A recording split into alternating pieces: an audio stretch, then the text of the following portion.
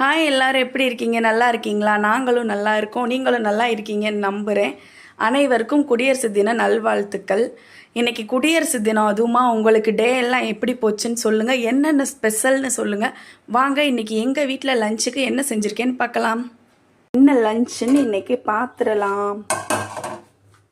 நல்லா பார்த்தீங்களா, ஆவி பறக்க பறக்க சுட சுட ஒயிட் ரைஸ். அப்புறம் என்னன்னு பார்த்துடலாம் வாங்க.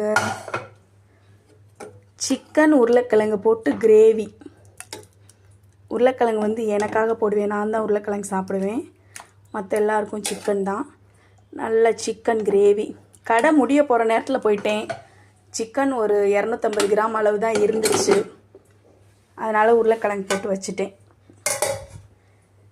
அல்டிமேட்டான தேங்காய் பால் ரசம் பாருங்கள். ரசம்தான், அதாவது தேங்காய் பால் அரைச்சி பால் எடுத்து அதில் தக்காளி கரைச்சி ஊற்றணும். கடைசியாகவும் ராவான தேங்காய் பால் ஊற்றணும். சூப்பராக இருக்கும். கொத்தமல்லி, கருவேப்பிள்ளை, பச்சை மிளகாய் எல்லாம் போட்டு அரைச்சது நல்லா இருக்கும். வேணும்னா ரெசிபி சொல்லுங்கள், கமெண்ட்டில் போடுறேன். அடுத்த விஷயம் என்னென்னா, நான் சிக்கன் கிரேவி செய்கிறதுக்கு கடை பொடி நான் யூஸ் பண்ணலை. இன்றைக்கி நான் வீட்டிலே வந்து ஒரு 4-5 பொருள் போட்டு வறுத்து அரைச்சி போட்டுட்டேன். இந்த தேங்காய் பாலோ இந்த சிக்கன் கிரேவியோ ரெசிபி வேணும்னா கமெண்ட்டில் சொல்லுங்கள், நான் அடுத்து ஒரு வீடியோவாக போடுறேன். சரி, ஓகே, பிடிச்சிருக்கா?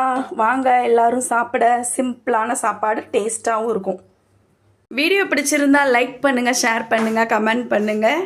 பாய். எல்லோரும் வாங்க சாப்பிடலாம். தேங்காய் பால் ரசம், சிக்கன் கிரேவி சூப்பராக இருக்கும். வாங்க சாப்பிடலாம். ஏமா வாங்க.